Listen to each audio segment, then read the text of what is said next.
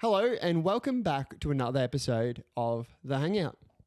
I took a short week hiatus and we are now moving to a fortnightly release, so these episodes have more time to be heard and we're not rushing to get them out. It takes a bit to get them out and I'm super excited for the conversations that I've had to be heard and listened to and just like given the appreciation that they need, because these people are so inspiring and I want their stories to be out there. So today I'm hanging with Angus Taylor. This is one of those conversations that just keeps you engaged. Climbing can give us so much over the years, but it can also take a lot. Angus is a paraclimber. He lost his leg through a climbing injury, but it hasn't stopped him. He's climbed as hard as he did before the incident, and now he is training for the LA Olympics in 2028. This is a beautiful conversation. Angus is an absolute G, and I hope you all enjoy episode 11 of The Hangout with Angus Taylor. Basically, rock climbing became a way of life. I'm super happy to have you on. I first Thank heard you. about you on that podcast that you did with Ant, which was harrowing and really beautiful and really well worded. Oh yeah, really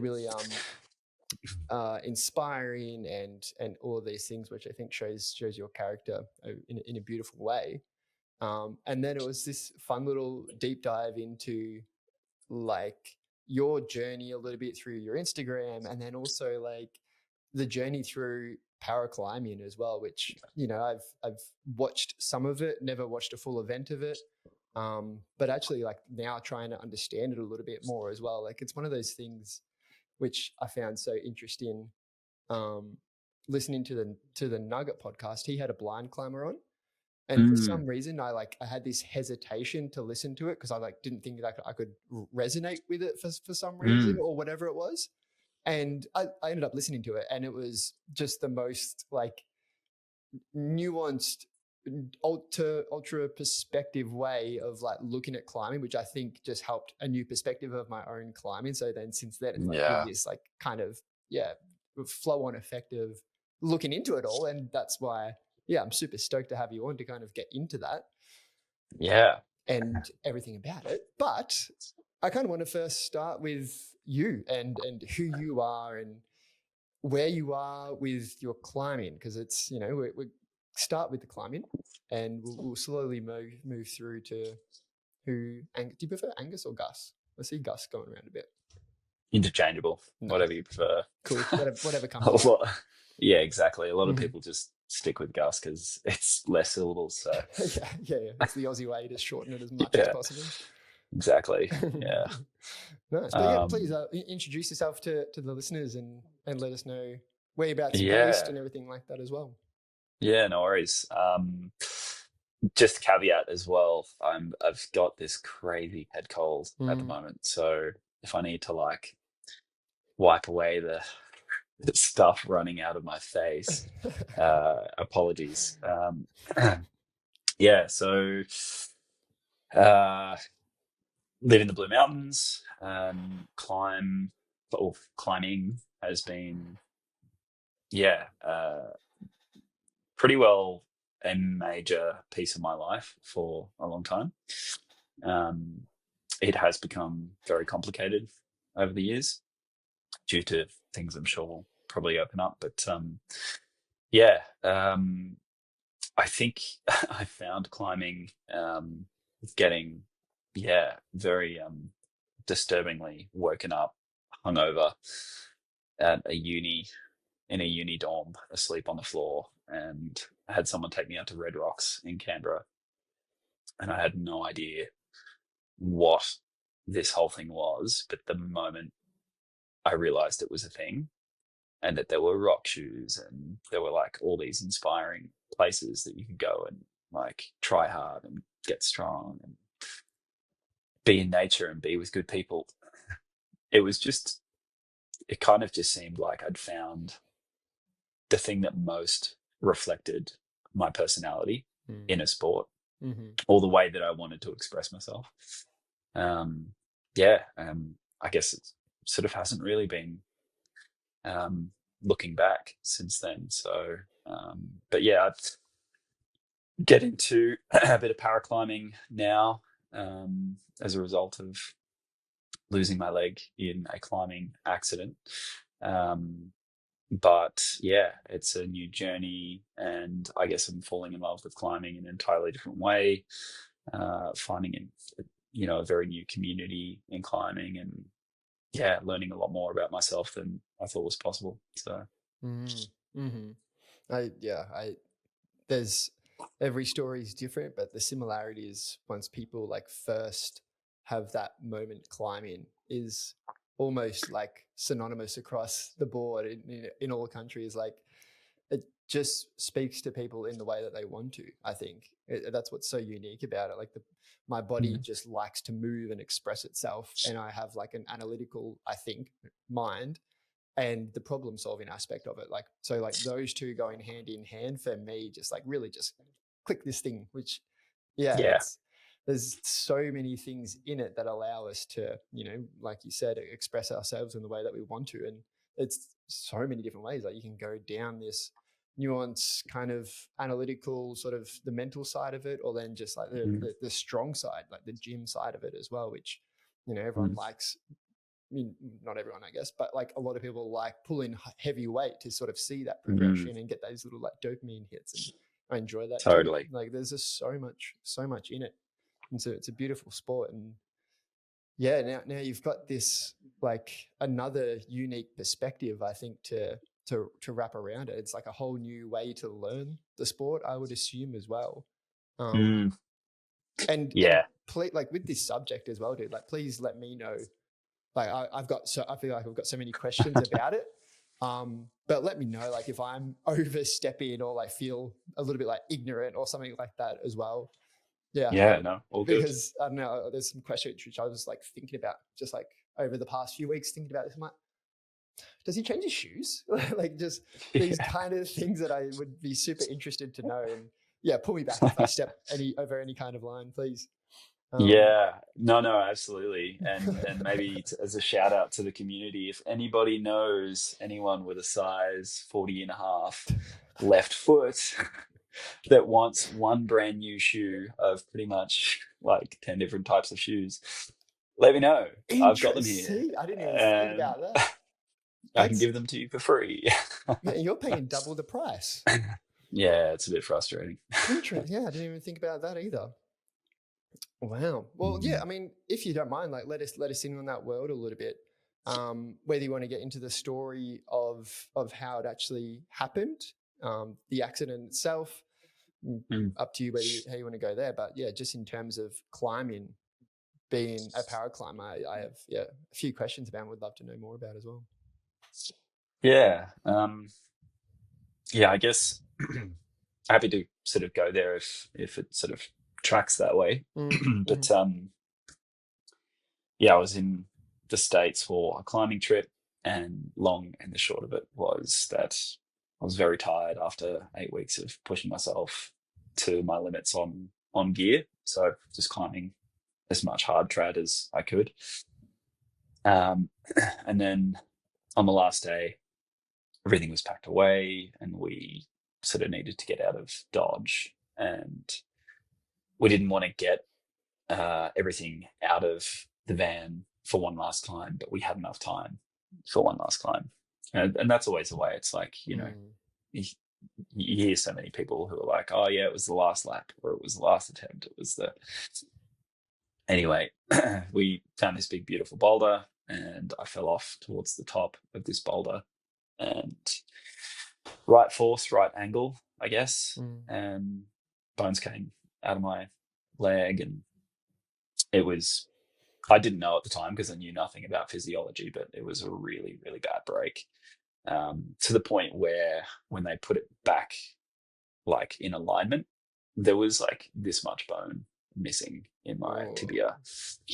And I had no idea. Like, you see kids come to school with like a cast on, and 6 weeks later it's off. And I guess you sort of, if you don't know any better, it would be easy to assume that bones just do their thing and they don't. But that's, that's a break that's like a hairline apart. 6 weeks for like a hairline. When you've got this much missing bone, it's a whole different kettle of fish. So I sort of got through 3 years of surgeries, and probably the lowest point in my life. It was extremely hard mentally. I went down. Yeah, I mean, I wasn't climbing. I wasn't able to really engage in anything that I love doing. I wasn't able to hold down a job. And then right at the very end, I got told I could weight bear. Got really excited. Went out climbing for the day. Walked out, and I was like, Christ, that's a bit painful. Went in for an X-ray. The whole thing had root broken, and the surgeon was like, well, we're going to have to start again.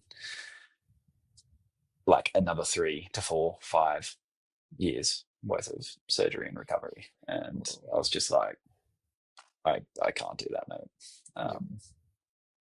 So we decided to amputate.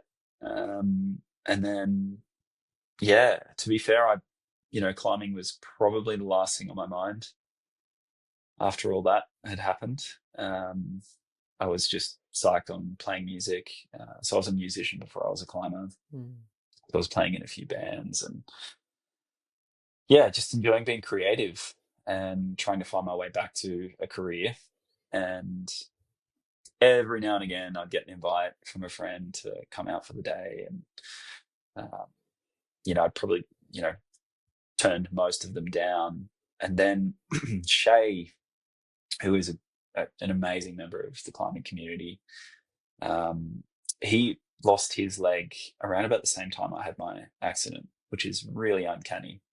And he was an engineer, and he ended up getting fascinated about how they built these prosthetics, these legs. And so he got into a prosthetics company and started like building legs for people, which is super cool. And so he dropped around unannounced to my house one day, and just had a box with a climbing foot and like a note, and like, a few members of the community all chipped in to get this thing. And I was just so taken aback. Like I couldn't believe that, like, the climbing community were willing to reach out and sort of be as considerate as they were of all the stuff that I'd been going through. And I think that was a bit of a turning point. I sort of, would wake up, look at the box on my bedroom floor and see the leg, and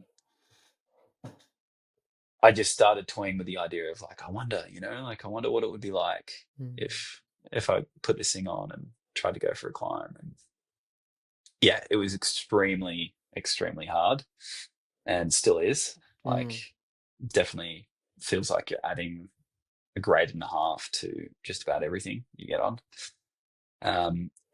Excuse me. But yeah, I don't know. I was just sort of getting back into it just to scratch the itch more than anything, and found myself really enjoying the learning process and feeling like I was, that level of excitement you get when you start climbing and the learning is really rich, and the problem solving is quite rapid. And that was sort of that first 12 months for me with the leg. It was just like thinking, this is not possible, no way. And then figuring out a way around it and going, oh my God, wow.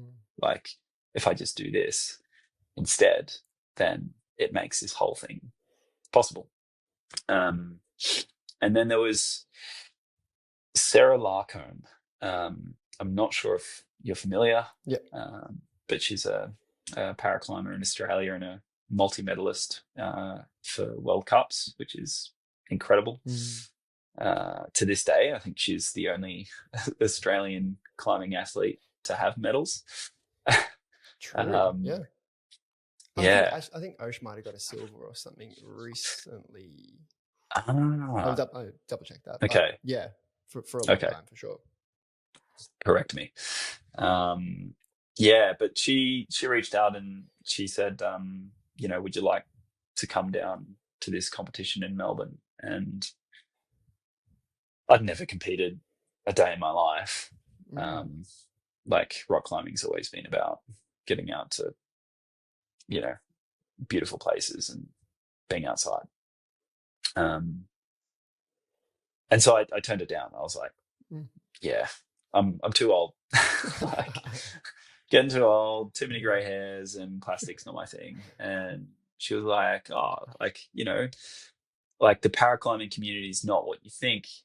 It's not like, you know, in able-bodied competition, everyone's, I don't know, between the age of 16 and 20 or something, like 21.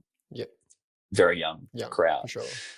In paraclimbing, there's a really like mature cohort of people, which is fascinating. And I think it's just because these people who got involved early have just been pushing the sport as hard as they can for over a decade, you know, and they're just, you know, it's just become a really big piece of their life. And so anyway, Sarah kept nudging me and became the squeaky wheel that got the oil. And I was like, okay, look, I'll just go have some fun, you know, what could be the worst, you know, that would happen. Went down there, had an absolute blast. And yeah, I guess it really caught me unawares. Like, I guess the community kind of was the magnet or the siren for this whole thing. It's not the climbing, because I can go scratch that itch, you know, anywhere. Yeah. But the people in the paraclimbing community were just, I don't think I've ever experienced anything like it. Like, they're just the most incredible people you've ever met.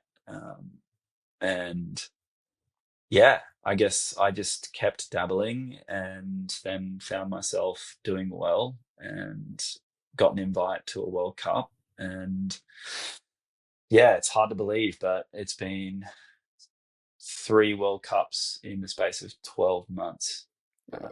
Congratulations, man. That's so sick. Yeah, I was keeping up with your Salt Lake City and everything like that as well.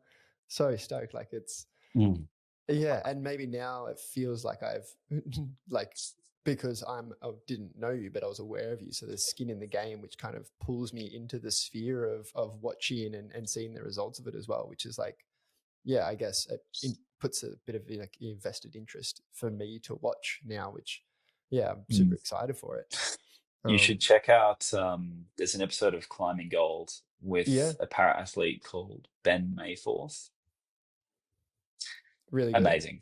Yeah, okay. And he just got gold at Innsbruck for the RP category, which we can dive into later, because there's all these different categories. So yeah, for sure. And at first glance, they confuse me a bit, so I'd love to get some like knowledge around that and how they all work.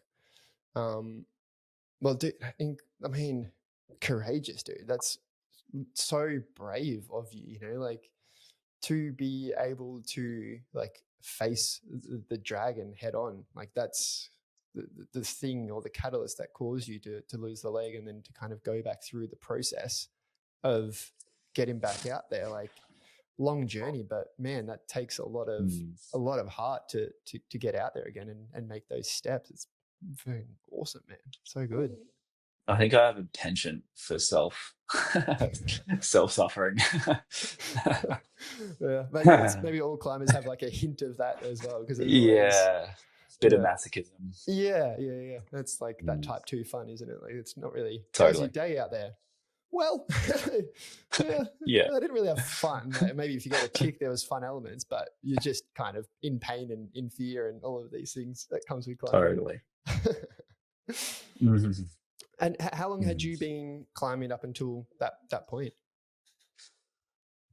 Oh, I want to say I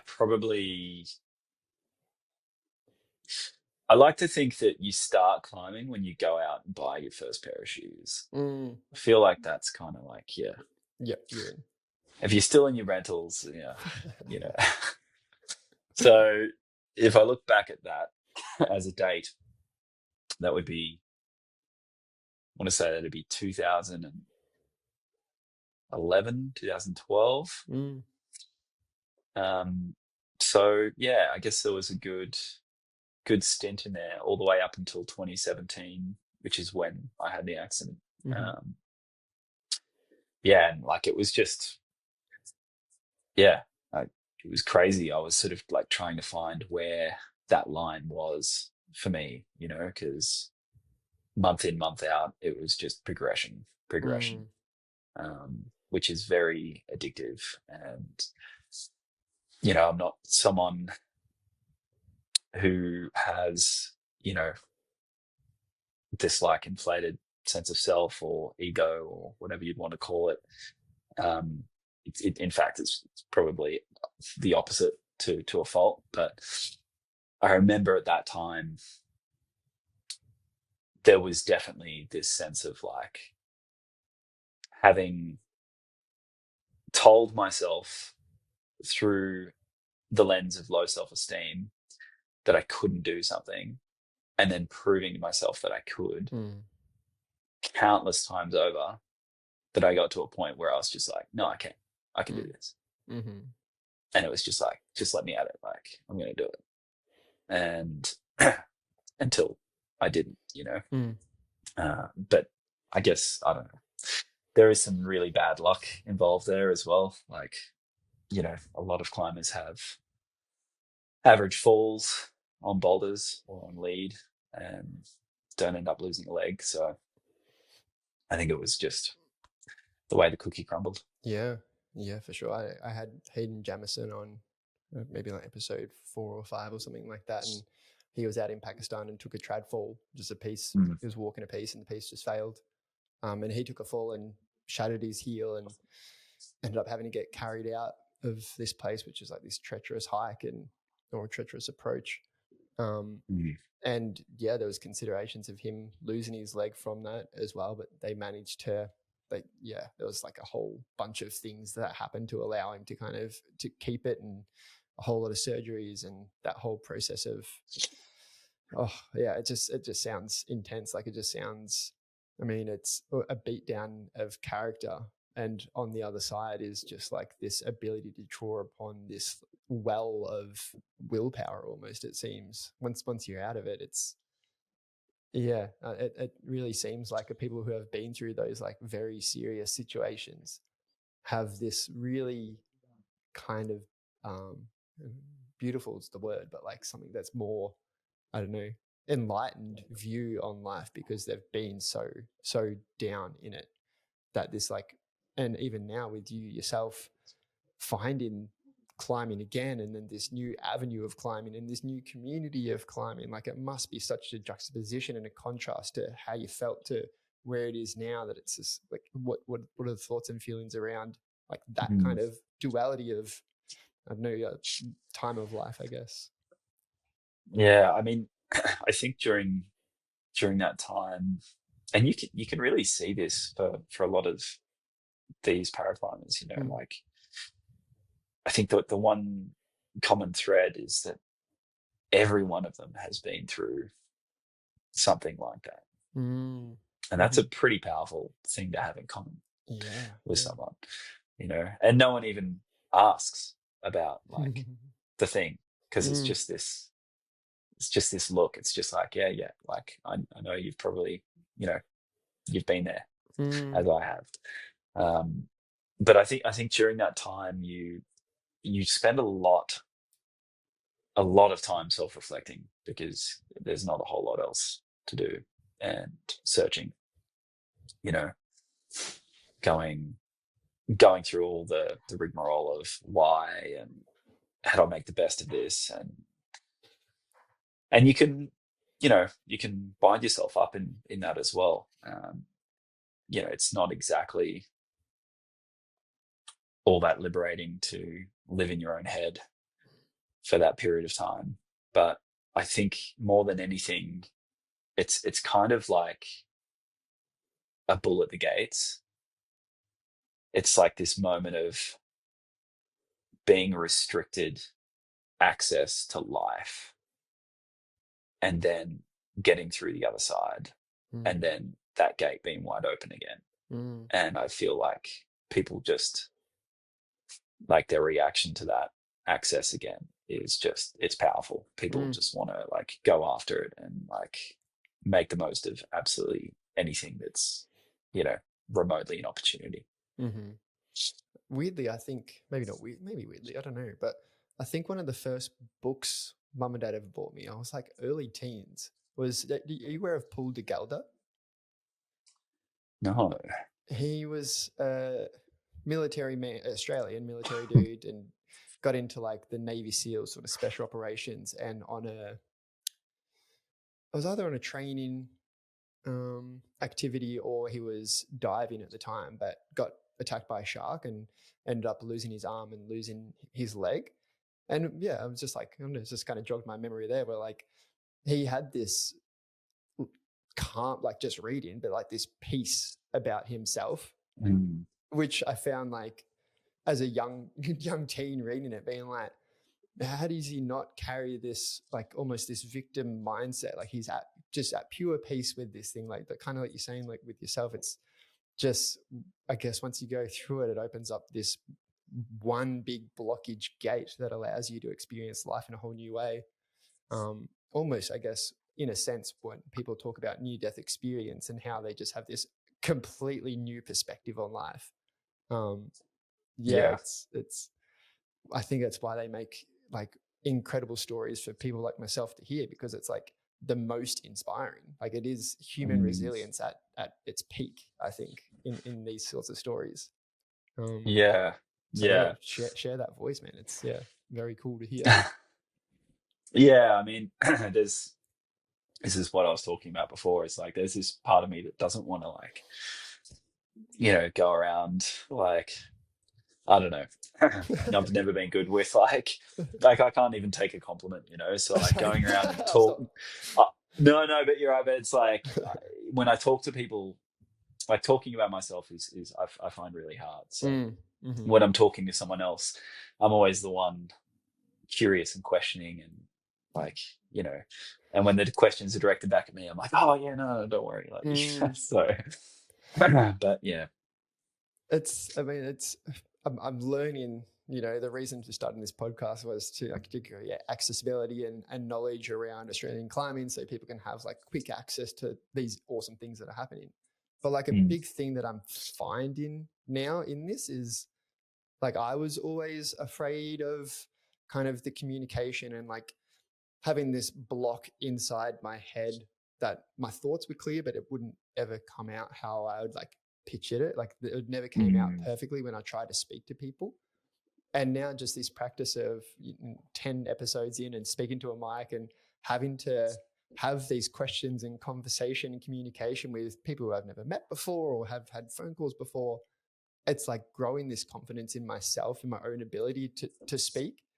So now like a big thing about this podcast is like, if I was, and still super scared to speak in front of people live and everything like that as well. And I hope to do that.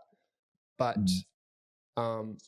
by doing it, hopefully, and having people like yourself or guests come on and hear them share their stories and be able to speak about themselves in a non-egoic kind of vulnerable, accepting way, I think it gives people right to also do the same. Like they can share their voice, like their voice, you know, the amount of people that I've asked to come on and it's like, I don't think I have a lot to say. I'm like, no, I guarantee you will. Like it's just this conversation and it's just these little like fear responses. I'm like, I don't know if I have a lot to ask. Like, I don't know what to do. Conversations, they just naturally take on because I think it's easy because it's at the bottom of it, you know, we're talking about climbing, and that's, I can feel like I can talk about that for ages, which is such an easy entry to communication and understanding everything, I think. Totally. But yeah, it's really doing something for my own confidence, just being able to speak. So yeah, I mean, it's cool. Yeah, it's been it's been interesting seeing, because from where I stand, there's nothing interesting about any of this other than like some unfortunate suffering. Mm. But, like at the beginning of this year, I got invited to do a talk at a school in Sydney, and they've just introduced climbing as a sport Mm. for the school, Mhm. which is amazing. Can So you imagine cool. being at school and Yeah, yeah. climbing as a sport? It's Like, so sick. yeah, it'd be great. Yeah, and it was just 100 parents, 100 teachers, and 100 kids, and I was absolutely bricking it. Like, Mm. it was just wild, and you know, I was like, oh, are you sure you don't want to get like some footballer or someone to come and talk? And they're like, no, no, no.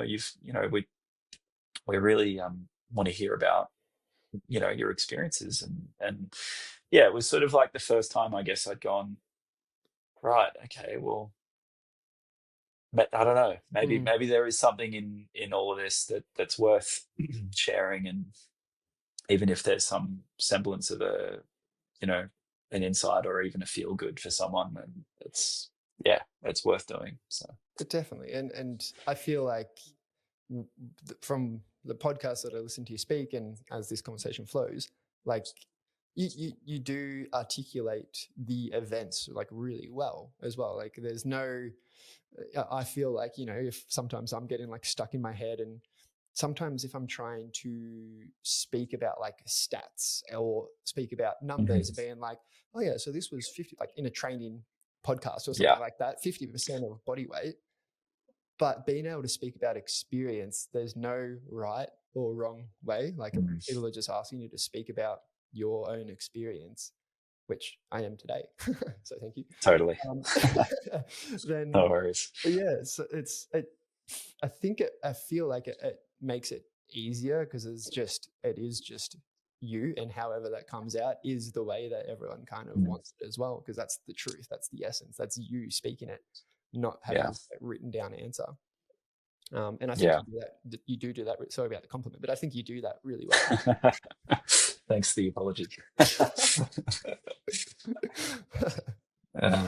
Yeah, yeah. Well, honestly, happy to dive into anything. Yeah, it's been a wild ride over the last few years. So, Mm, yeah. hmm.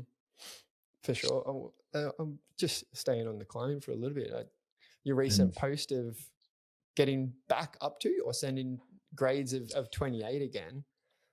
What was that like? Is that another Oh, moment where mate. it's just a sense of belief and this whole thing coming to fruition again? And yeah, Oh, yeah. congratulations. 100%. I mean, Mm, like that's the craziest thing. Uh, Climbing is just so unique in that way. Um, or maybe it's just the human mind and body is unique in that way, where mm, we feel like the ceiling is at X, but there's so much beyond that ceiling or that imagined ceiling. So, yeah, when I had a leg, 28 was the hardest thing I'd climbed before heading over to the US.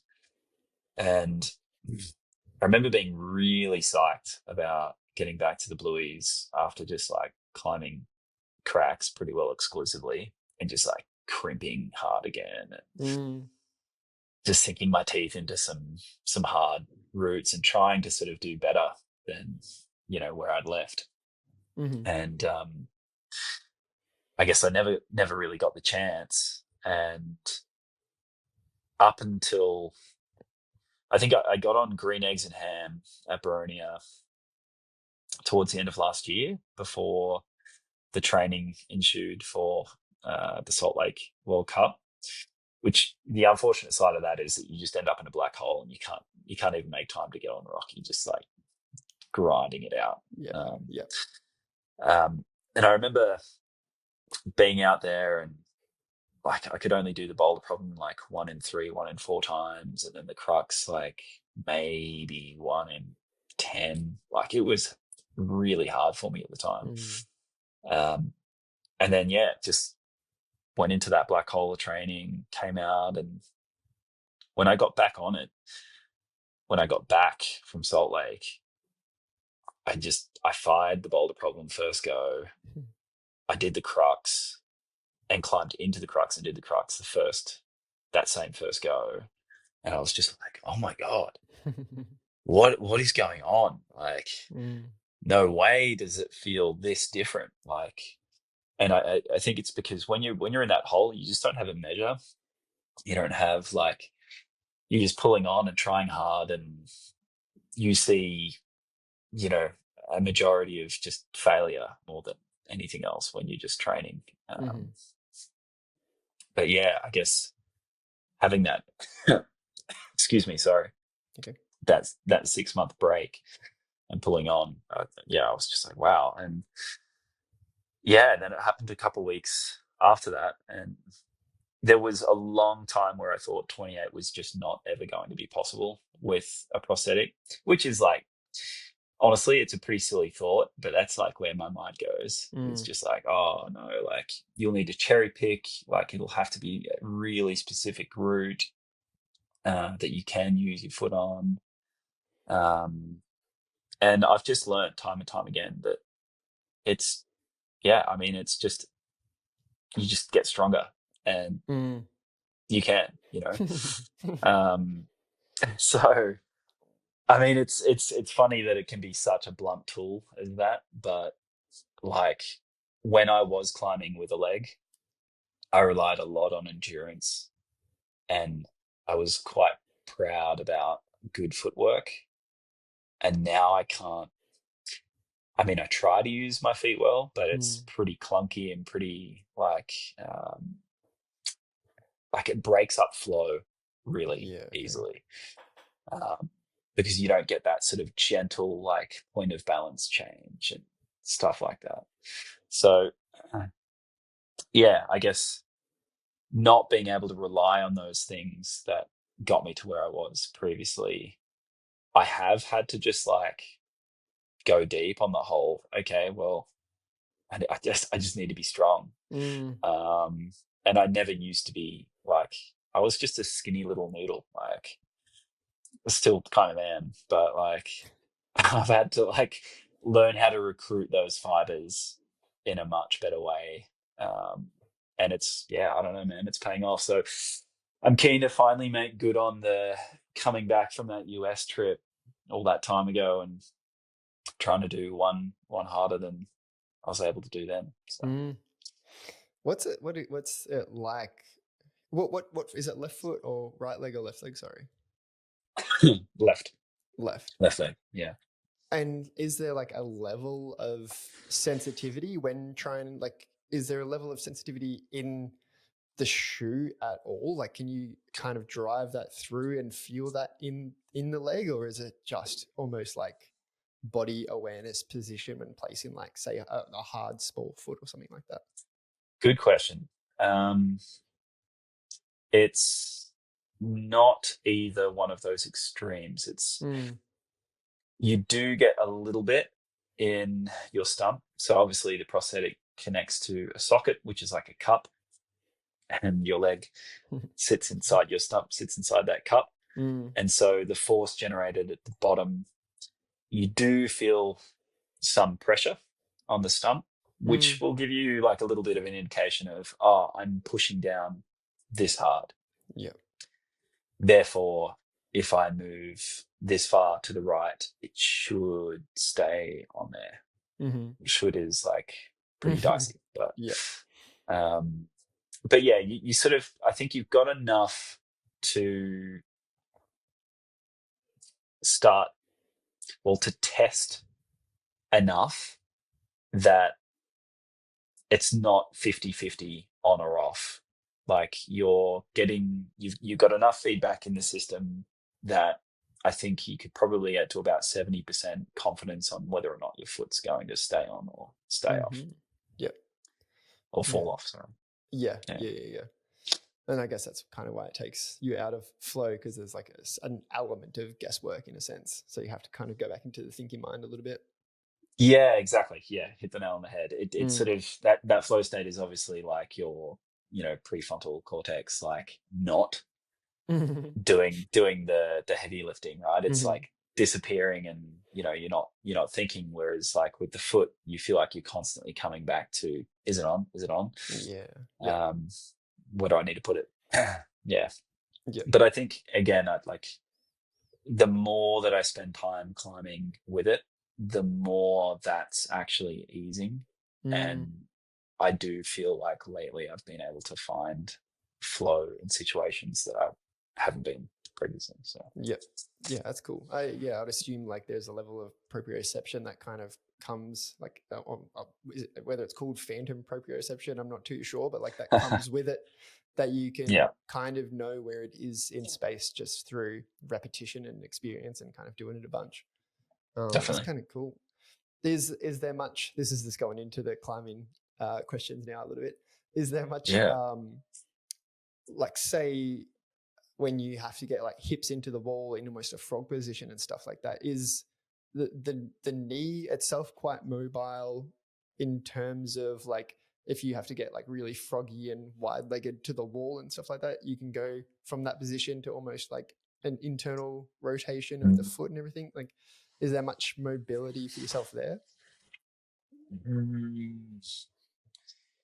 If it's a ledge that my left foot is on, like, and it's pretty bomber, yep, like I can pretty well like go like open the hips right up and like crouch all the way down until like the knees up at my chest. If it's a bad foot, and by bad, like I mean it only has to be like, even if it's a pad, like that's bad enough. And it's only because when you're in that frog position, what it does, because unless you're like hyper flexible, it wants to pull your foot away from the wall. So you need to actually like push your toes in to keep your hips open and close to the wall, if you know what I mean. Yep. And because I can't get that, toe pushing, it's like me just opening up my hips wants to make the leg pop off the wall. So it's sort of a bit here and there.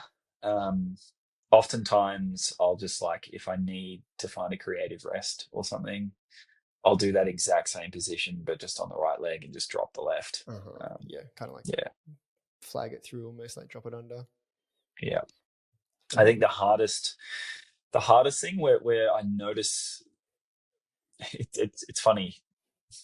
I don't actually notice I've got a prosthetic until I climb. Or I'm waking up in the morning and I'm busting to go to the toilet. But like, and then within that like sphere of, okay, I only know that I have a prosthetic when I'm climbing. Where that is most apparent is when I've got a wide left foot and I need to basically pull in with my toe as you typically would. And I just can't do that.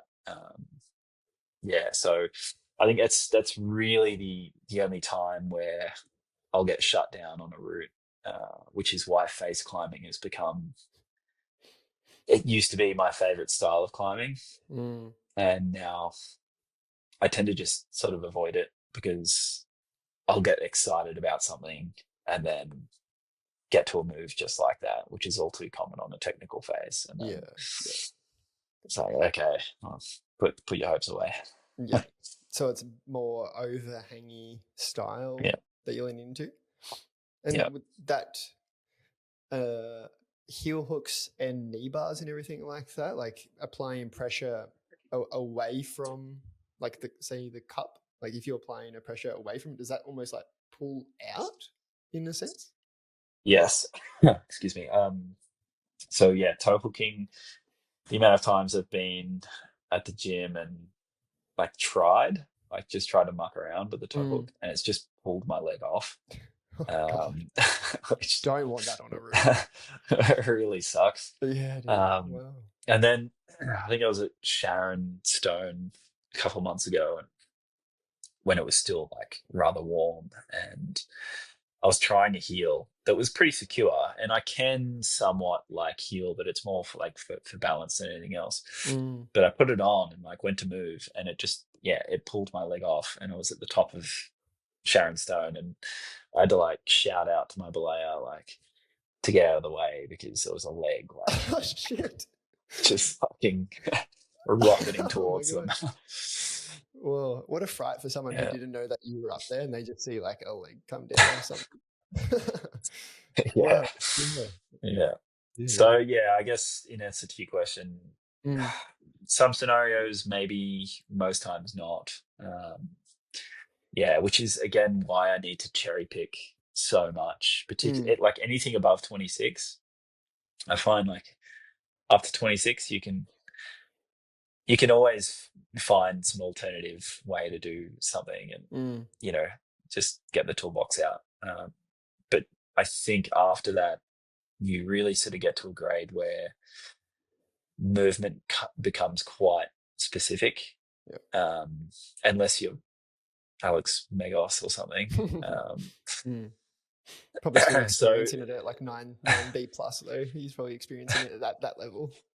yeah, yeah.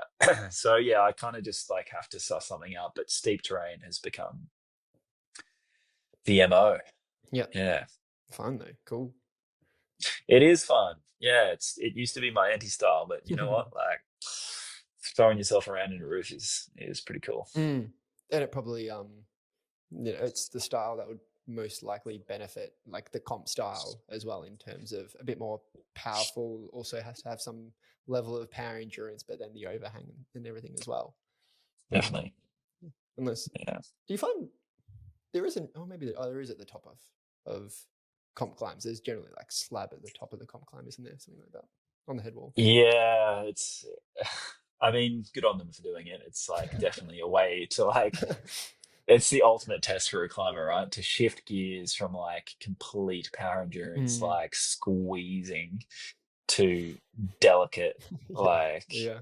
risky, like tensiony slab. Like it's just, it's heartbreaking stuff. But yeah, typically at the top of these walls, you'll get a bit of a head wall that's, pretty slabby. Yeah. And if we move into the comps and everything now, I had a thought about it. Is a lot of the paraclimbing just on ropes, or is there? I haven't really seen much of para bouldering. Is that a thing? Yeah, good question. There were some talks, like some whisperings, that this was maybe going to be a format that they'd introduce for 2028, Hmm. to mimic able-bodied climbing. Yep. But I think, well, I mean, we can't be a fly on the wall in these things, so it's hard to really know. But I think the restriction on the categories is just too great. So for bouldering, I mean, for able-bodied climbing, you're able to have one wall, right? 4 problems, one wall. You would almost have to have 20 odd problems on the same wall, because you would be catering to Mm. AU, which is amputee upper limb. You would be trying to cater to RP, which is range and power restriction. Like when people can't like lift up their leg, or they have trouble like opening up their hand or lifting their arm. Then blind, Mm-hmm. then lower limb, wheelchair. Like, you sort of get to the point where I don't think it makes logistic sense. Yep. Whereas for the rope stuff, I guess it's inclusive across the board. Mm. You can tie someone to a rope, and no matter what they've got going on, they can give it a red hot one. Yep. There's some of us who really want to see lead come into the sport, particularly for my category, so lower limb. Mm-hmm. Just because at the moment the way that they set these things up is you're on top rope, but because the wall is steep, you have two ropes. You've got one at the bottom and one from the top. So that way, when you fall, you're not going to go for this king swing and like, you know, Mm-hmm. Yep. so it sort of keeps you sort of close enough to the wall that you can just get lowered down. Yep. Um, That was one of my but questions because I saw a photo of a paraclimber and it looked like there was like more than two ropes. There was kind of ropes kind of going everywhere. everywhere, I don't yeah, know, but that kind of makes sense. It's like top roping through the drawers on a steeper climb kind of thing. exactly, Yeah. exactly, yeah, yeah. So the one attached to you from below is just going through one drawer, probably like halfway up the route. Mm-hmm. So once you get past that drawer, Mm. it's just you're on the rope above you. Yep. And yeah, if you come off, then the rope going down to the ground will keep you close enough to the wall. Yep. But yeah, I think that there's a lot of us who are really frustrated with that setup because you constantly like you've got these double ropes in front of your face and you're trying to like get your head like sometimes it gets caught like around your neck and you're trying to sometimes you'll be needing to go for a move and you have to like come in and around the rope Right. Yeah. in some pretty desperate sequences. So I think the preference for a lot of the lower limb class would probably be to lead because it's just a lot more free. But I don't know. We could be dreaming. Yeah, that almost doesn't really seem, unless it's like a blanket sort of safety protocol, but it doesn't seem too hard to organize that. Like it's really just having the drawers on for you guys. It'd be the same route and everything like that as well. Is that not an easy fix? Yeah. Yeah. I mean, I think it might come down to format potentially, as in like a question of consistency. Um, I don't know. I wish I did know, but it would be great to see it become a thing. Yeah. Yeah, I mean, sadly, I don't think it would be uh, something they could use for any other category other than molding. Yeah. Yeah, for sure. Yeah, they can't really ask the rest of those categories to try and clip as they go. It'd be pretty wild. Yeah, yeah, for sure. Can you go through the categories again and their abbreviations, like the AU, and how many there are in like a competitive sense? Yes. Ooh. Okay. Caveat: don't quote me. I really hope I'm not leaving any one of these out. I'll do my best. Perfect.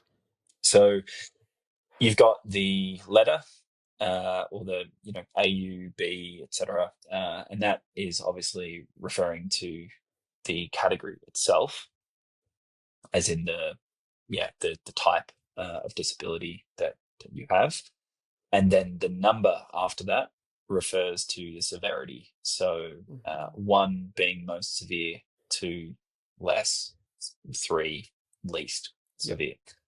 And categorization is actually a huge part of the paraclimbing sport. So you'll go overseas to an international comp and you have to sit down with IFSC doctors and representatives, and they really like take you through, like a pretty intense experience from not for myself, but for those who are sort of a little bit more nuanced in their disability.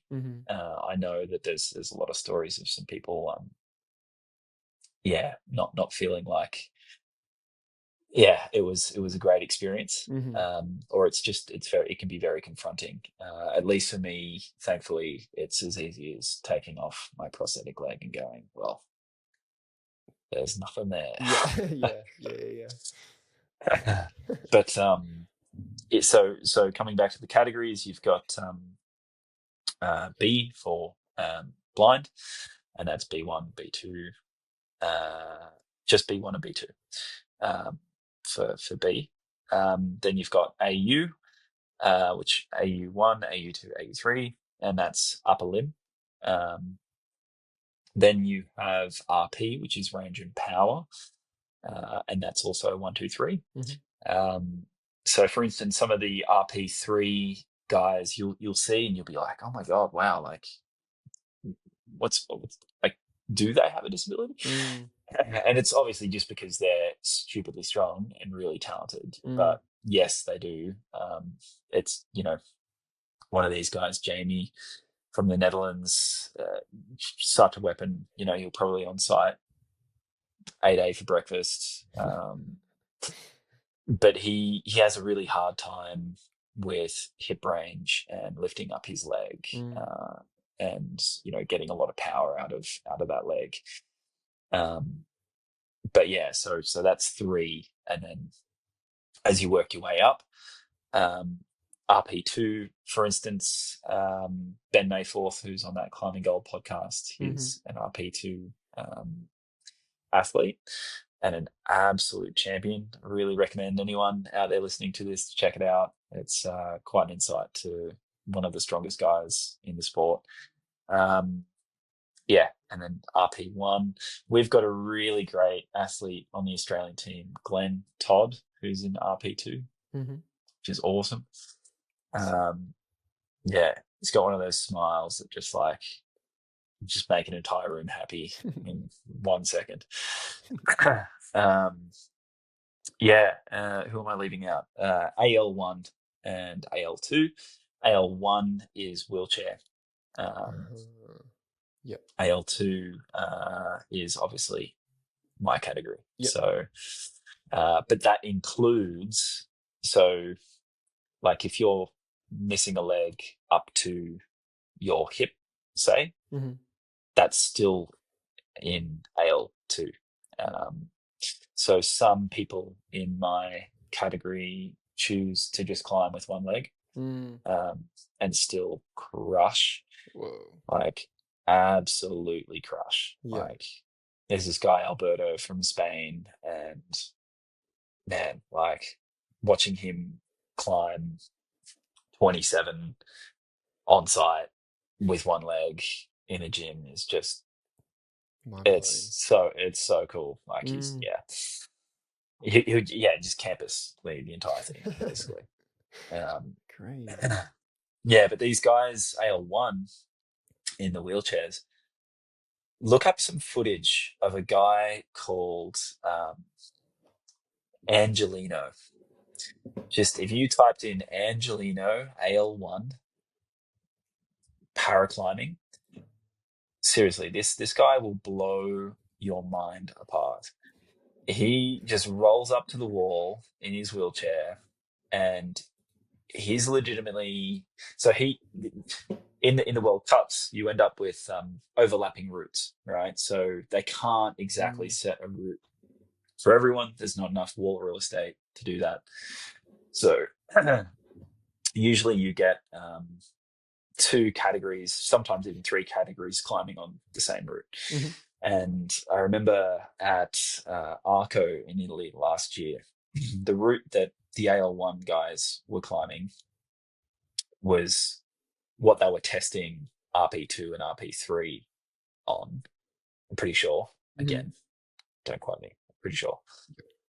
And so the route grade would have probably been around 28. Which is like, yeah, I mean, they're asking a lot of these guys. And so you can imagine big volumetric fiberglass holds that are slopers in steep terrain.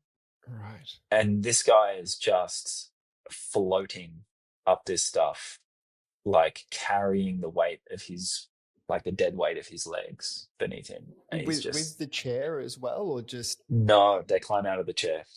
So he's just canvassing. Yeah. Whoa.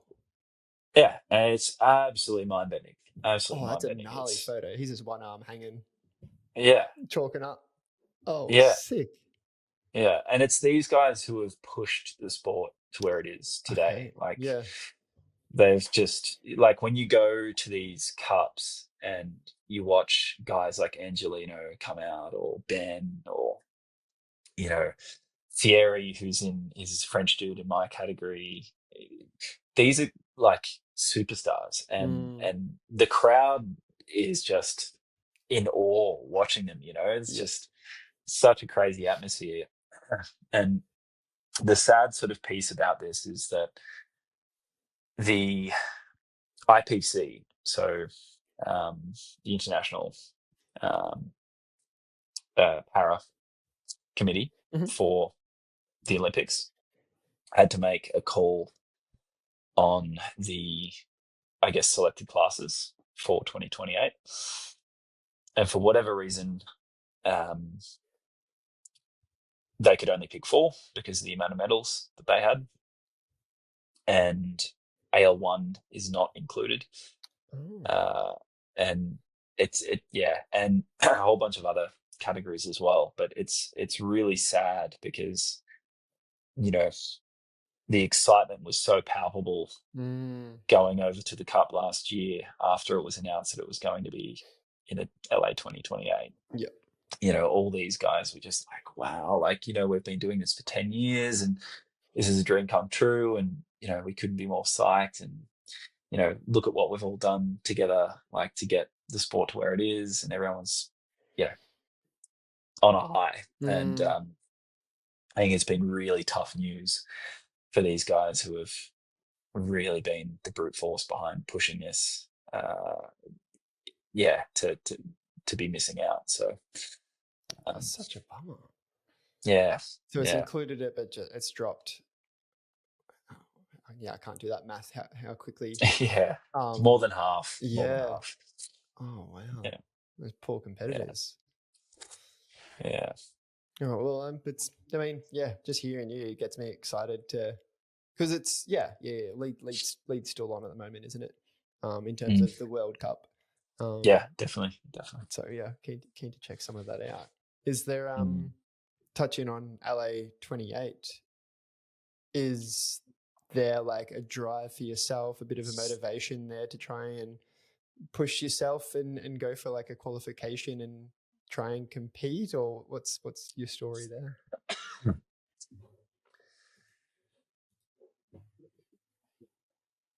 Yes. Cool. Yeah, there is. I think I'm trying to find the right balance. I think for the last 12 months, I'm a sort of all-in person. And I've just been in this grind. I've said no to friends and family and, a lot of other important things to try and get better and keep improving so that I can, get through to finals and actually hopefully bring something home. And I think I'm realizing that I can't do that the way that I have been doing that for another, few years. I think that would be, I think it could be detrimental to the long term. You need to water the plants, you need to, and those plants are family, friends, and other things in life. So and yourself, I think I'm trying in so to, many ways. so I think I'm just trying to find where that balance exists a little bit. But definitely psyched. Man, I want to try harder than I've ever tried before. Cool, dude. Yeah, I think, I'd like to be an old man one day and say that there was a time in my life where I left, at least just one time, that I left nothing on the table.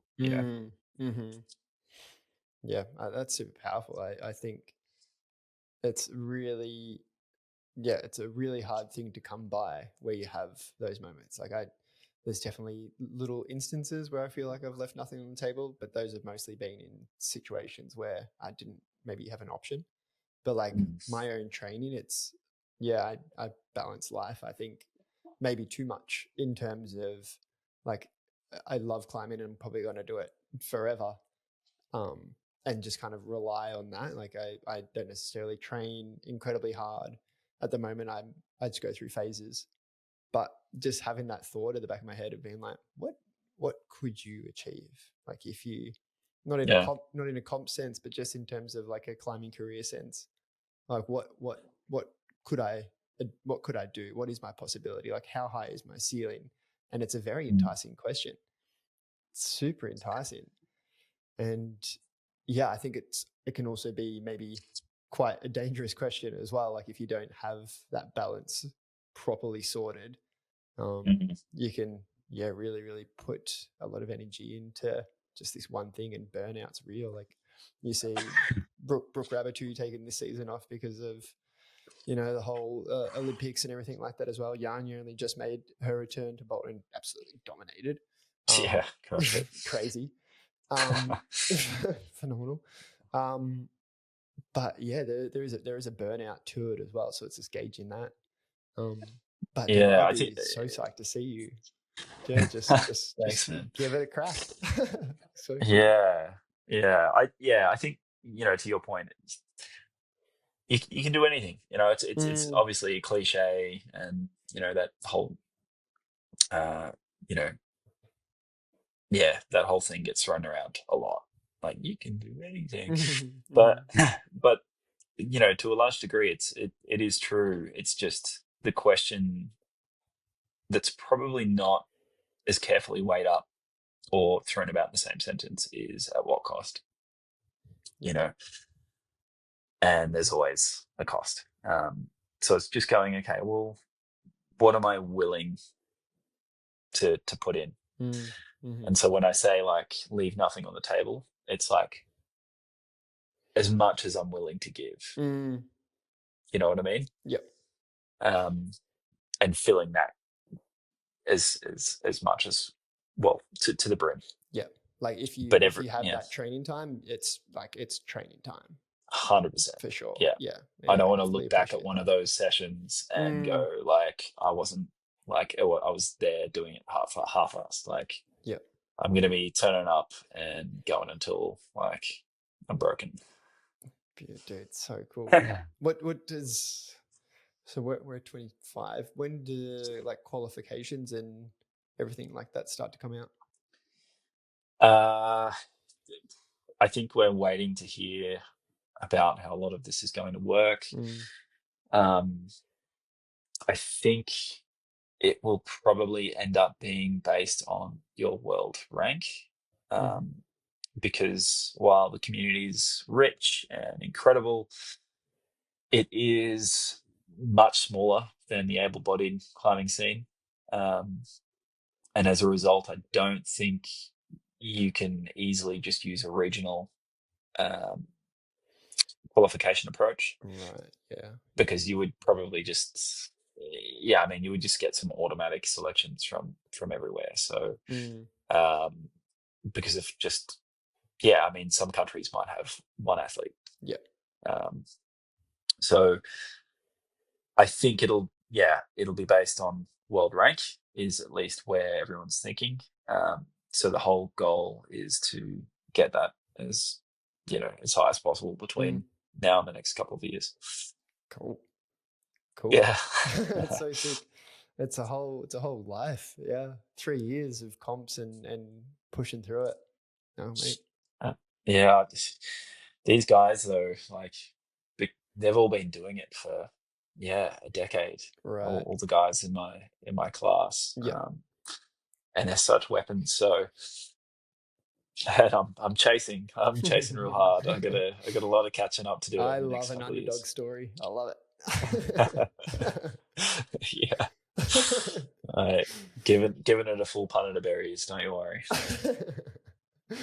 Oh, that's awesome, dude. That's so sick. What would be like some, I think, just to kind of like wrap up almost maybe this section of your life in terms of the paraclimbing. If you have, or if we have someone listening here, and has any kind of like disability, whether it is they've lost their leg or something, in terms of like from yourself. And this is where I'm getting stuck in my words, just trying to think of the question itself. But what would you leave someone with who is sort of in that time that you were in when the accident happened, and they don't see like that brighter future and like these aspirations that you have now, something that you could really help them, not even someone with a disability, it's also just like someone who's in a dark time. What is something that you could leave for them or with them? I think thinking of a brighter future can sometimes actually make things harder. It can like contrast so acutely to the present that the present becomes almost unbearable. Mm-hmm. So I feel like leave the bright future piece, uh, you know, let that materialize on its own. I think if there's anything that I found like an anchor in that whole time that sort of kept things moving in as much of a positive direction as possible, was just the small things. Like, really appreciate how fucking incredible the first sip of coffee is in the morning, or the hot shower at the end of the day, or going outside and, actually having time, if you are recovering, or you've got more time than you otherwise would, to take in the world around you. I mean, it's a gift, and again, I know that sounds really cheesy and overdone, but these little things, when you pay attention to them, can actually count for way more than we'd like to give credit for, and I think they can top you up in a big way. So, I mean, that, and there was like a little mantra I had going at the time. It's this story about a Chinese farmer. I'm not sure if you know it. It's pretty quick. Basically, it's a Chinese farmer, and a whole bunch of horses comes running through the farm, and they ruin the crop. And the neighbors come around and they say, "Oh, that's too bad." And the farmer says, "Maybe." And the next day, the son goes out and tames one of the mares and brings, 3 or 4 of the wild horses back with him. And the neighbors come around and they say, "Oh, that's really good." And the farmer says, "Maybe." And the following day, the son is trying to tame one of the other horses that he's brought back, and he falls off and breaks a leg. Neighbors come around and they say, "Oh, that's too bad." And the farmer says, "Maybe." And the next day, the conscription officers come around and knock at the door, and they can't take the son into the army because he's got a broken leg. And the neighbors come around, and of course, I say, "Oh, that's great news." And the farmer says, "Maybe." And the whole point of the story is that there is no way to tell in a given moment whether something is good fortune or bad fortune until you see the result of that down the track. And the way everything works around us is extraordinarily complex. And the amount of bifurcation that you get from these little things happening day in and day out is just enormous. And we shouldn't become asphyxiated on whether something is good or bad fortune at the time. I think that's, just something I try to remind myself of in that really hard 3 years, and I still try and remind myself of that these days. So.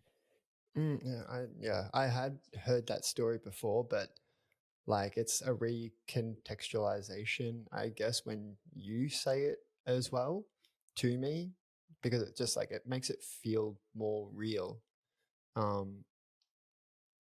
And it's like we're all a product of that. Like we all have had those seemingly bad times or really, really high good times, And it's something that I've been playing with in my mind and like trying to be, I guess it's quite similar, trying to be so much more process orientated rather than outcome orientated. And with absolutely everything, like when I'm doing the dishes, it's not like getting the dishes done. It's like I'm doing the dishes. And with climbing, it's like I'm not just going for the tick. It's the whole process. It's the years that we've been working these routes or going out and approaching and training and everything. Like really trying to harness the process. And I think that you've said it beautifully there with even just the little things like. I think so many people can resonate with like, they've been out in the rain for whatever reason as a kid or as an adult, and they get in and they have that warm shower. And we've had warm showers before, and it's just having a warm shower, washing off. But like that one hits different because we have that level of appreciation because we've like found the moment. Like it's just, we're now enjoying the thing that we've just kind of ignored so many times. And because it's just appreciation for the little things. And really trying to bring that in is like, I mean, that's mindfulness, that's meditation, that's Exactly. That's what the process is. And I spent some time on a meditation retreat where it's like the silent retreat. You're not allowed to speak, you're not allowed to do any of these things. It's multiple days of many hours of meditation, and you're in it and you're just in pain so much. And you have some insights whilst you're there, but I remember afterwards I felt like that farmer. Like I really felt like that farmer. I was walking into town because I booked an Airbnb afterwards to kind of help integrate. Smart. And walked into town and it started raining and a smile hit my face, and just like I was just stopping and looking at leaves and being like just everything was so nuanced and like slowed down and bigger picture or smaller picture. I don't know which way that is, but really, really trying to harness the little things. I mean, this is the whole point is purely because they're all things that are really easy to have a deep appreciation of. But because they're so common of an experience, we, it's like water off a duck's back, and you don't stop to smell the roses. But I love cliches. I love them. But it's really like forcing yourself to stop and really hone in on what is pleasurable about that very small experience. And you'll find that there's a very, very, very deep well of things that are pleasurable about that experience. It creates more experience to share. Like if you literally, I wonder how many people have heard stop and smell the roses and walked past roses and not stopped. Like you stop and you smell that rose and you see a bee, you see the bees pollinating, and then it leads into this grander story that I'll go home and tell my partner later in the day. Be like, I actually stopped and smelt the roses today, and I'm like, I saw this whole little like biodiverse environment going crazy. Like it's there's stories in everything. Just people look at you crazy when you for sure. For sure. Yeah, if I saw someone just staring down at the ground, there'd be questions asked for sure. Actually something that I found really refreshing on that's sort of in a similar vein is this whole, and Christ, he's copped so much heat for it online, but I'm sort of like, cool, man, this is sick. Hamish MacArthur's new video of Megatron. It's like a guided meditation. It's really cool. Yeah, I think it's really cool. I don't know. It's just me, but you remember like back in the day, what was I think it was in King Lions with Chris Sharma, and it's like, yeah, well, it's I think it's called A Return to Balance with Chris Sharma, and excuse me. Whew, I think we're good. And he's, it was at a time where he went off to India and needed to sort of find center again and north on the compass, and climbing, had become this obscure thing that he was trying to reconnect with. And, he ended up finding that again through having this, I guess, you would call it a bit of a spiritual, like, reawakening through climbing. And anyway, I kind of liken this video to, it's almost like an homage to a little bit of that. And I guess we don't see much diversity in climbing media these days. It's all like, someone training really hard, looking really fit, and then like making 9B look like 7A. And it's sort of, I don't know, I guess I like when people are brave enough to do something different that reflects their personality over the climb, which this does. So yeah, can you? What was the name again? Sorry, out of King Lions. I think it's called Return to Balance with Chris Sharma. Yeah, noted. Wonder if I've seen it. Yeah, there's something like innately spiritual about climbing. Like you listen to Sharma talk now, or I really like listening to Ron Kalk. Yeah, listen to him talk. And you just like, if I can have an ounce of that, like whatever he brings, just that calmness, tranquility, just full acceptance of so many things. Oh, he's just so beautiful to listen to. It's such a dude. Yeah, there's a free climbing film on YouTube with Ron Kalk, and it's just Ron Kalk climbing in Yosemite Valley. I'll have to share it with you. Please do. But again, it's like this meditative like experience. Like the music is all like, like really whimsical and like beautiful, and like there's all these amazing nature shots and him just like walking through the meadow.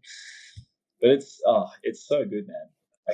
That's fun. I think I've seen that, and I'm pretty sure like I've whether it is the one, I've sort of made like an intro to the podcast to kind of start off the podcast.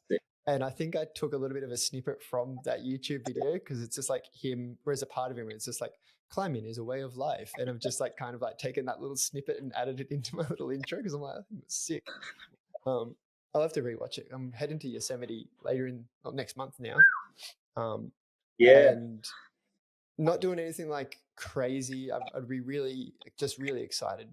Like to do any ropes or anything like that is logistically, I think, difficult. I'm going with my partner. She's not a full climber. But if I can get on like Midnight Lightning, and whether I send it or not, and I just want to touch it and be, in the history of it all, 100%. And maybe watch that video again and sort of see and just take like climbing tourism around Yosemite and just kind of be a dirtbag for a couple of days. Nice. Oh, that's going to be so good. Is it? Yeah. So hang on. What time is? So coming up? That's in a month. Yeah, it's going to be end of summer, so still quite warm. Okay. Yeah. Cool.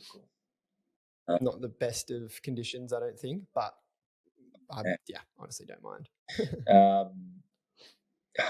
I've never been. It was the goal when I initially went over, but the roads were snowed in.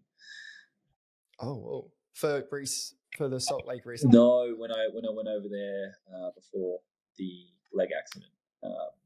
Yep. So yeah, it's definitely on the list to finally make peace with that. But mate, I'm jealous, very jealous. I'm psyched to hear hear Yeah. about your trip when you get back. Yeah, for sure. I'm just excited to, like, whether I even climb, I honestly don't mind. Like, I would love to, but like just being there for me, I think it's just going to be, like Valley Uprising was probably one of the first. I can't remember what the first one was that made me go climbing, but Valley Uprising was definitely one of the first ones that I saw. And just like that whole nostalgia of being around Camp 4 in Yosemite, I think is, yeah, it's such a unique piece of history. Oh, Like, you couldn't. what a that's so crazy. That's just like, that's in the climbing sphere, is like that whole thing, this Yeah. wild bunch of dudes and women, crazy, just living out there, finding planes crashed with weed and cocaine. It's a movie, man. It's actually insane. Hey, like I always come back to the two characters, that were head to head. I know they ended up, dramatized it, made it more. Mm-hmm.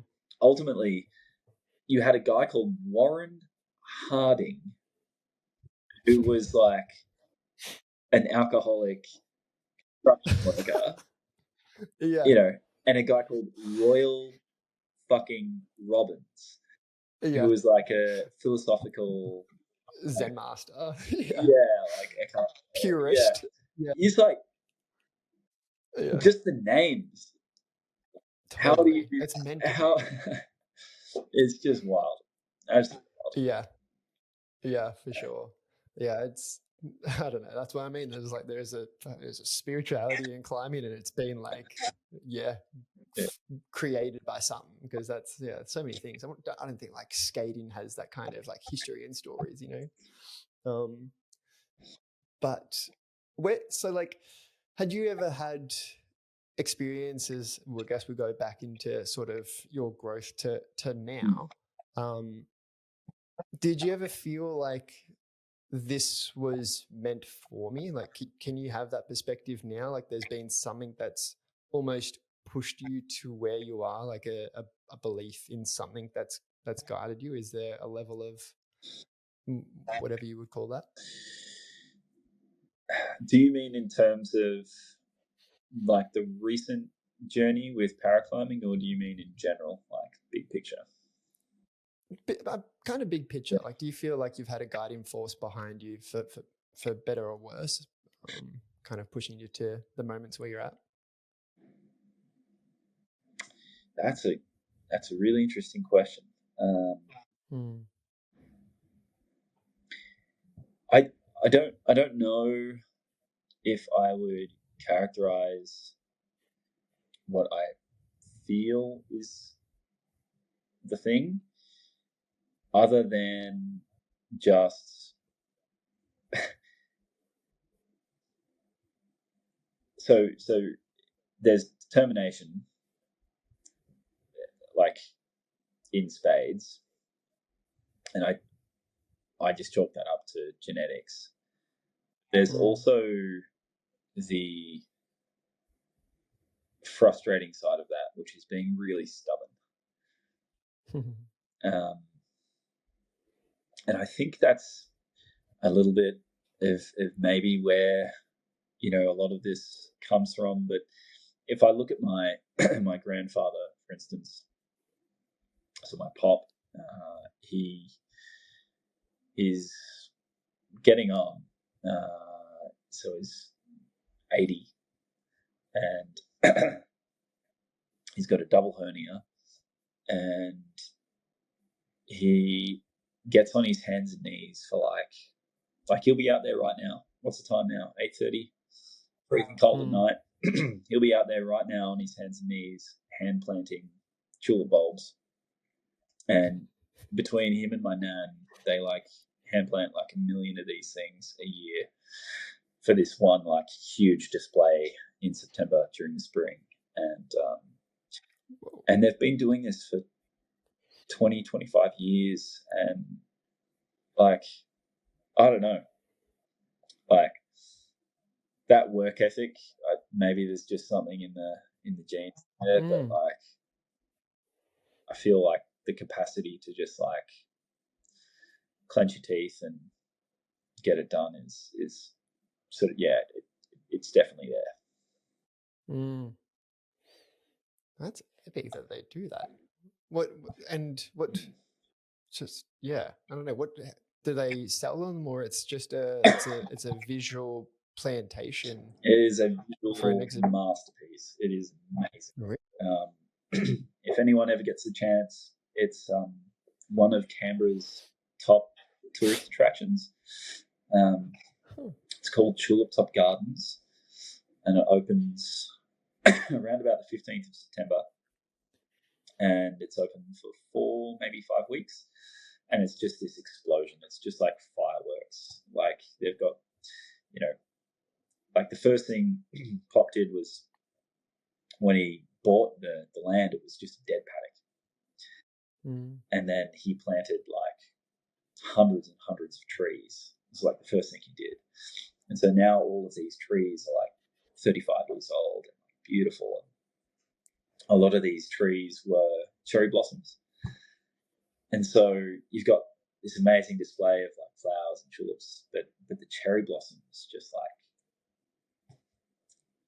it's like, when you see one of those Japanese animes where the breeze like comes through and like you get all the petals like, and it looks looks exactly like that. Crazy. Yeah. Well, yeah, I'll try and maybe I'll have a little. Let me write that down. Yeah. Let me look at that later. Tulip. What was it called? Tulip Top Gardens. Tulip Top Gardens. I think that actually might have been where climbing really started for me, to be honest. Tell me more. Why do you think that? There used to be, so we lived on that farm when I was like just a kid and in primary school, and we had this dog, and me and the dog would just go on these adventures, and there was this big granite boulder in the middle of the farm, and I was just like drawn to this thing. And I think that's natural, like it's a big feature in the landscape. But I used to like try and climb up this granite boulder, and I couldn't. It was really, really hard. And I kept like every day after school, like I'd go and like try and climb to the top of this boulder, and I don't think I did it until the family moved. It was like right before we moved away from the farm, and I remember like sort of like sitting up there and being like, awesome. Yeah. I planted the little seed back there. Yeah. Anyway. It's funny now, like doing that little bit of reflection where it's like, there were moments where I could have gotten into like a youth climbing, even though the scene wasn't as big or whatever, but like, climbing parties that happened a bunch of times, or just this fascination. I grew up on the Gold Coast, and there's always rocks that jut out as like kind of wave breaks and everything like that. And I would just love climbing across them. Like it's mainly just scrambling, but I would love it. Yeah. And now looking like I never like connected as like, climbing. But like, it's so interesting how if upon reflection, you're like, there was always like a little sign where it's coming to me. It's just like a pop up here and there. It's coming. Yeah. I wish it happened when I was 10. That would have been awesome. Oh, not 20, imagine 5 or whatever. Yeah. We actually started climbing properly at like the age of 10. Like, oh, gee. Yeah. So sick. Yeah. But that's what's kind of like beautiful again about climbing is like the experience is generally the same for that beginner climber to Adabonja. Grades are harder. Effort is maybe not effort more. He talks. I heard him. What podcast or episode of something? He was like a YouTube video, and the dude asked him like, what was his reason for being like Adam? Like all these climbers try hard and train hard and do all these things, and Adamonja's like motivation. I'm very motivated, and the guy interviewed him was like, I'm pretty motivated too, but like, what's the thing? He's like, no, I'm motivated. Like, psychotic level of motivation. Just has loved and will love climbing deeply forever. I mean, like on that, like it is a beautiful thing about him, right? He loved. You can see it. love it's passion. just this deep passion, and it makes him so happy. And it's like it's actually like, that's beautiful, man. Like you know, I see that in anyone for anything. I'm just like, good on you. Like, that is, you know, it's rare to see that level of love for something. So, but on the topic of motivation, I try not to rely on motivation at all. Like, because motivation is like, for sure. and I would say like I'm also a pretty motivated person, but what's more reliable is just straight up and down discipline. Do it when you don't want to do it. Yep. There's definitely going to be those times for sure. That's one of the things that I maybe struggle with. Yeah, I definitely struggle with discipline.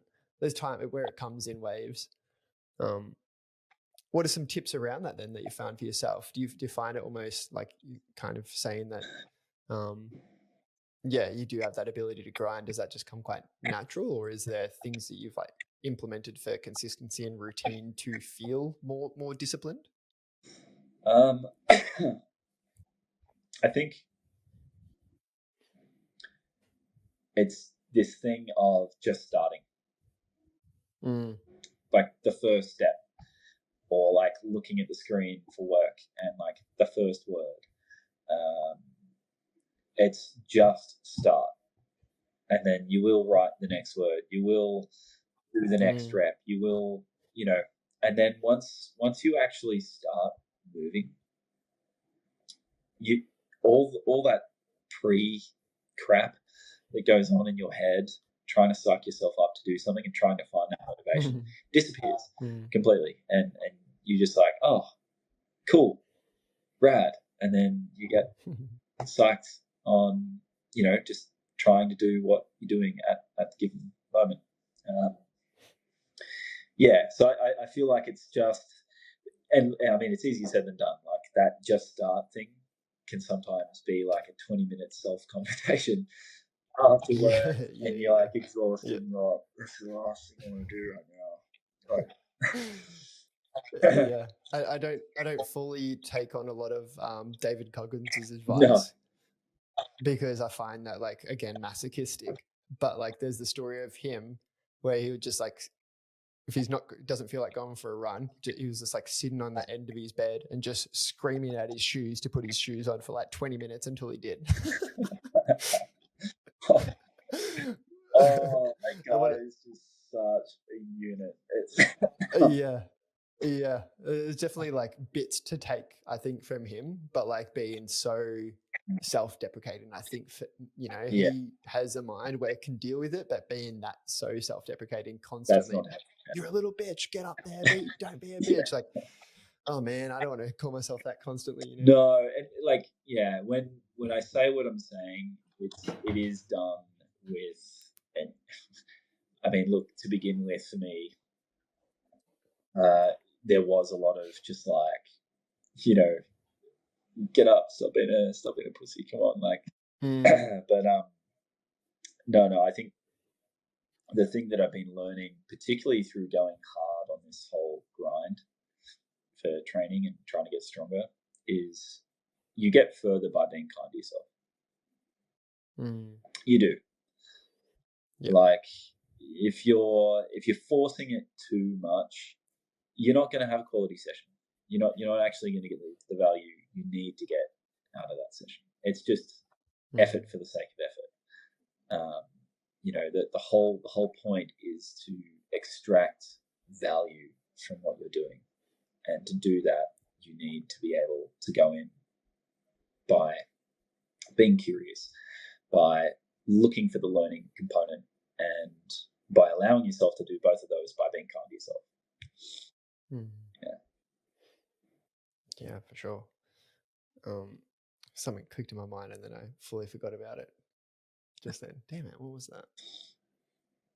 I don't remember. No, let that fly. Whatever.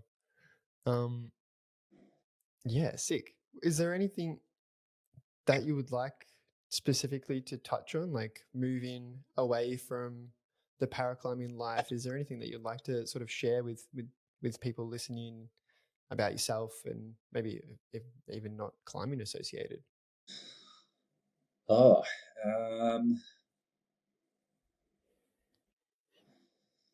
geez.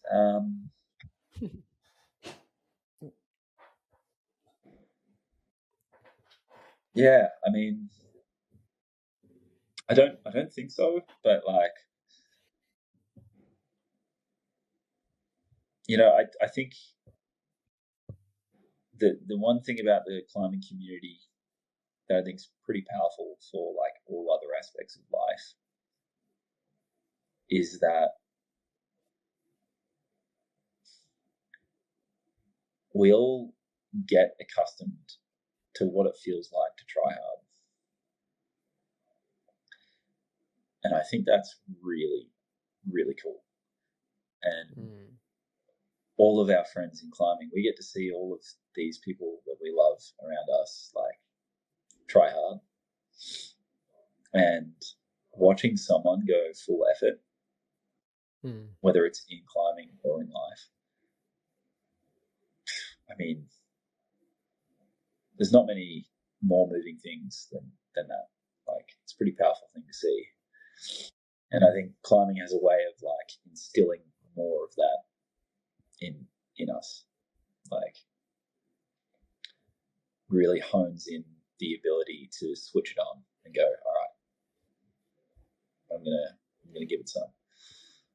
And yeah, I if anything, it's just passing on probably as big a thanks as I can to the people in climbing that have been patient and been accommodating and been there when I had a giant bird cage on my leg and have helped me relearn and helped me grow that capacity again to give it the berries. I think, like, while there's been a lot of pain, that is something that I'm really proud to carry around with me and extremely grateful for. So yeah, just passing on a big thanks. Yeah, it's a stunning community for sure. And even just bringing it back to how your friend who lost his leg at the same time ended up crowdfunding a prosthetic for you and bringing it to you. Like, this just speaks volumes to the people around you and people in climbing. I mean, community it feels like it's just like an overhyped word of 2025 because every business is trying to build community because that's the way to, do these sales and everything like that as well. But like, when you're actually in real community and there's no like financial involvements or anything like that, it is just people who are trying hard or pushing their limits or experimenting with new things in themselves. And yeah, climbing sums up that in so many ways. And the climbing community is just like so welcoming and so open. And yeah, it's sad to see him sometimes get demonized. It happens time and place, especially kind of in Victoria at the moment. But yeah, super lucky to have, a group around us like this that we can constantly just open up to and share like these life-changing experiences with. Yeah, man. So sick. Yeah. Yeah, I think I'm quite satiated in my questions. I'm pretty happy just to kind of like wrap it up where it is. It's been super insightful and really nice conversation to jump on with and chat with you, dude. It's been nice. Thanks so much, Tom. I mean, when you reached out, I don't think we'd ever like met properly in person. No. Yeah. But yeah, I guess I didn't know what to expect coming into this, and it's been an extremely comfortable and just a great conversation. And I think you're a great person. I don't even know you, but I would love to be able to get on the rock at some point with you. Dude, I would love that. Yeah, it'd be sick. That would be so cool. Even like, I'll just Yeah, would really enjoy that if you're down in Vic, or because you in Canberra or in Blueies. Blueies, yeah. Yeah. Yeah. Yeah. Yeah. Well, I am down that way a bit for work, so if I am down that Ooh. way, I'll shoot you a message. But same for you. If you're in the Blueies, mate, let me know. I'd be super psyched to go on the rock with you. Absolutely, dude. Yeah, it's been great. I can't wait to connect further and just watch this journey. It's going to be exciting 3 years for yourself, dude. Even, it's not about the outcome either. That's the thing. It's about this whole process over the next 3 years. It's going to be cool to see. Yeah. Let's hope I can do something with it. But as you say, it doesn't matter which way it turns out. It's just Yeah. It's just fine. It's that what you said. It's knowing or having that feeling that you didn't leave anything in that tank in those moments. Yes. Totally. Yeah.